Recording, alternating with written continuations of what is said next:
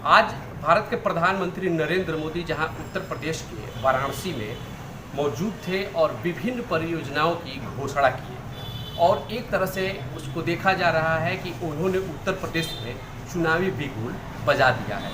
वहीं दूसरी तरफ उत्तर प्रदेश में समाजवादी पार्टी के राष्ट्रीय अध्यक्ष अखिलेश यादव के दिशा निर्देश पर पूरे प्रदेश में विभिन्न तहसीलों पर समाजवादी पार्टी के कार्यकर्ताओं और पदाधिकारियों ने ज्ञापन सौंपा और प्रदर्शन किया। इसी क्रम में बलिया में भी आज बृहद रूप से सदर तहसील पर प्रदर्शन हुआ। सदर विधानसभा के नेता 361 विधानसभा के प्रभारी लक्ष्मण गुप्ता हमारे साथ जुड़ रहे हैं और उनसे हम इसी मुद्दे पर बात करेंगे। वो अपना पक्ष रखेंगे कि किन मुद्दों को लेकर के आज उन्होंने धरना प्रदर्शन दिया और ज्ञापन सौंपा। लक्ष्मण गुप्ता जी, आपका बहुत बहुत स्वागत है। आज आप लोगों ने बलिया तहसील में धरना प्रदर्शन किया और ज्ञापन सौंपा। क्या आप लोगों के मुख्य मुद्दे रहे हैं? बात है वो अच्छे नहीं।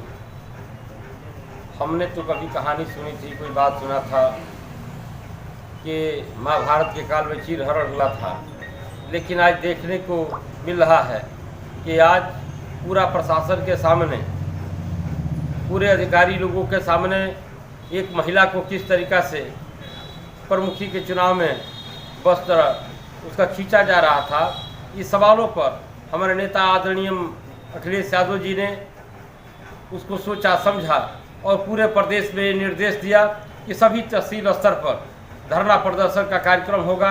आज हमारा जो कार्यक्रम था, बढ़ती हुई महंगाई के सवाल पर, बढ़ती हुई बेरोजगारी के सवाल पर, आज महिलाओं के साथ छेड़छाड़ बदसलूकी करने के सवाल पर, आज आदरणीय माता प्रसाद पांडे जी के साथ अभद्रता करने के सवाल पर इस तरीका के हालात हो गए हैं कि एकदम गुंडागर्दी पर सरकार उतर गई है।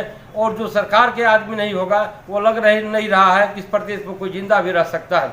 इस ऐसे सरकार को जो गरीबी को न रोक सके, महंगाई को न रोक सके, एक चीज़ किसी तरीक़ा से भ्रष्टाचार के एक आलम माहौल बना हुआ है। इस माहौल को रोकने के लिए, इस माहौल को चेतावनी देने के लिए हमारे नेता अखिलेश यादव जी ने यह निर्णय लिया है कि इस प्रशासन को रोकना पड़ेगा और सभी समाजवादियों को सड़क पर निकलकर संघर्ष करने के अलावा कोई दूसरा रास्ता नहीं है। क्योंकि एक रास्ता है लोहिया जी का दिया हुआ रास्ता है, नेताजी मुलायम सिंह यादव को दिया हुआ एक रास्ता है। उस रास्ते पर हमारे नेता आदरणीय अखिलेश यादव जी ने चल करके बताया कि संघर्ष एक रास्ता है। उस संघर्ष के रास्ते पर हम सभी समाजवादी निकल करके सड़क पर उस सरकार से आर पार करने को तैयार है कि सरकार रहेगी या हम समाजवादी रहेंगे। इस तरीका के सरकार जो जातिवादी सरकार है, जो धर्म के नाम पर सिर्फ अपनी सरकार को चला रही है, ऐसे सरकार को कोई विकास से लेना देना नहीं है।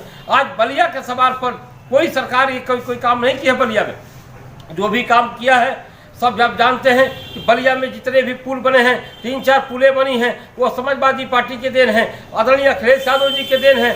बलिया में जो चमचमाती हुई सड़कें पहले देखा करते थे और आज भी वो सड़क है, वो सब अखिलेश यादव जी के देन हैं और भारतीय जनता पार्टी के लोग। और बलिया के मंत्री से कहना चाहता हूँ, उनको चुनौती देना चाहता हूँ कि आइए बताइए कि आपकी कोई बनाई हुई इस तरीका का सड़क हो तो बता दीजिए, आपकी बनाई हुई कोई पुल हो तो बता दीजिए, आपकी बनाई हुई बलिया में कोई कॉलेज हो तो बता दीजिए। अखिलेश यादव जी ने बलिया को शिक्षा दीक्षा को ऊंचा करने के लिए बलिया में स्पोर्ट्स कॉलेज दिया, बलिया में उन्होंने विश्वविद्यालय दिया, अस्पतालों को यहाँ ट्रॉमा सेंटर दिया, क्या नहीं दिया बलिया में। और गंगा यूपी और बिहार को जोड़ने के लिए जनेश्वर मिश्रा सेतु दिया, खरीद का पुल दिया, कई इस तरीका का पुल दिया। क्या अखिलेश यादव जी ने बलिया को नहीं दिया? इनकी सरकार, मोदी जी, योगी जी की सरकार बलिया में क्या दिया? कोई सड़क नहीं, कोई इस तरीका का कोई विकास नहीं, कोई शिक्षा के सवाल पर कोई काम नहीं। सिर्फ इनको ये जातिवादी और धर्म के नाम पर इनको चलाना है। कोई ऐसा अच्छा रास्ता नहीं है इनके पास, कोई ऐसा सुगम रास्ता नहीं है जिससे गरीब आदमी का विकास हो सके, समाज के आखिरी आदमी का विकास हो सके। कोई इनके पास समाज के आखिरी आदमी का कोई रास्ता है इन्होंने नहीं दिया है। इसलिए ऐसे सरकार को रहने के लायक नहीं है। सरकार जो जनता का ख्याल नहीं करती है, उसमें समझता हूँ उस सरकार को चलने नहीं देना चाहिए। इसलिए हमारे नेता आदरणीय अखिलेश यादव जी ने यह निर्देश दिया है कि समाजवादी पलटन के लोगों, लोहिया के लोगों, सड़क पर निकल के संघर्ष करने का काम करो और एक यही रास्ता बचा है, उस रास्ते पर चल करके हम लोग सरकार को घेरने का काम करेंगे और अपने नेता की नीतियों को बताने का काम करेंगे। अच्छा, जैसे कि जब समाजवादी पार्टी की सरकार थी तो समाजवादी पार्टी पर एक आरोप लगता था कि समाजवादी पार्टी की सरकार गुंडे चला रहे हैं, और वर्तमान समय में क्या कानून की व्यवस्था है, इस समय कैसी सरकार चल रही है, कानून व्यवस्था पे आप क्या कहना चाहेंगे? अरे भाई, समाजवादी पार्टी गुंडों की सरकार थी? समाजवादी ही पार्टी थी ऐसी कि जिसमें गरीब आदमी भी बोलने का हक था और सबकी बात सुनने का, हमारे जैसे एक साधारण से आदमी का। अभी बलिया में चाहे वो सरकार का आदमी रहा हो और चाहे सरकार का बाहर का आदमी रहा हो, हमारे नेता अखिलेश यादव जी इंसाफ पसंद व्यक्ति हैं।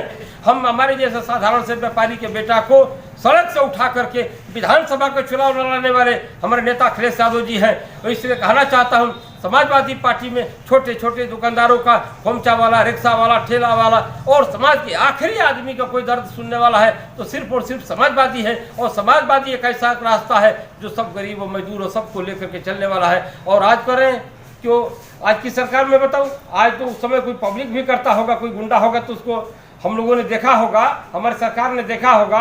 लेकिन आज यहाँ सरेआम अधिकारी कर रहे हैं, अधिकारी पर्चा भरवा रहे हैं, अधिकारी वोटर लिया रहे थे इसी प्रमुखी के चुनाव में, जिला पंचायत के चुनाव में। ये हद हो गई। और ये इतना ही नहीं हद हुई, अधिकारियों के सामने महिलाओं का चीरहरण होता हम लोगों ने देखा है। आज तक हमने जो सुना था, देखा पहली बार है। इसलिए सरकार को रहने का कोई गुंजाइश नहीं है। और 2022 में हम अपने नेता अखिलेश यादव को मुख्यमंत्री बनाएंगे, तभी जाकर के शिक्षा का विकास होगा, स्वास्थ्य का विकास होगा और तमाम गरीब मजदूरों का, सबका आर्थिक स्तर ऊंचा करने का हम लोग काम करेंगे। इतनी बढ़ती बेरोजगारी, महंगाई मामूली बढ़ी हुई है, आप देख रहे हैं। आज जिसकी पूंजी 10 लाख की पूंजी थी, आज हम छोटे छोटे व्यापारियों के पास बैठते हैं, जिनकी पूंजी 10 लाख, उनकी पूंजी 5 लाख की हो गई।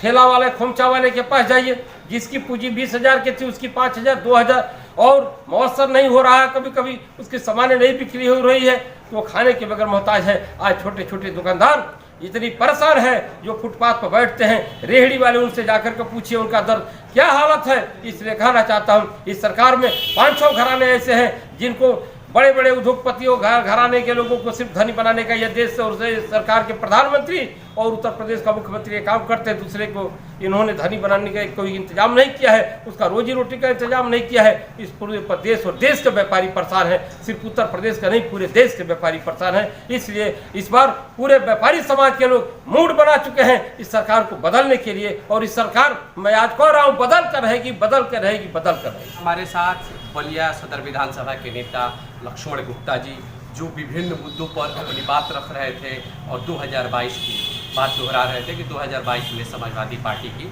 सरकार बनेगी। बलिया से खरी बात न्यूज के लिए प्रदीप मयंक के साथ बीपी यादव की रिपोर्ट।